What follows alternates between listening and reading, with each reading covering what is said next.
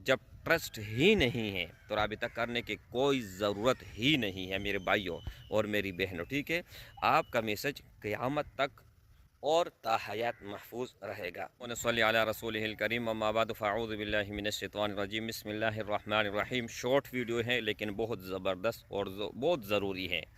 जो भी भाई और जो भी बहन कांटेक्ट करते हैं और कांटेक्ट करने के बाद जो टाइम लाइन लगाते हैं, कहने का मतलब ये है कि अगर आपका उसका मैसेज आप सुन लेते हैं, सुन लेने के बाद वो डिलीट हो जाता है, तो वो मैसेज कभी भी मैं ओपन नहीं करूँगा। अगर आप लोगों का ये इरादा है कि हमारा प्राइवेसी वो महफूज नहीं है और हमारे मैसेजेस लोगों के पास जा रहे हैं या हमें इनके पास जाने के बाद कोई मसला होगा, तो आप कभी भी कांटेक्ट ना करें।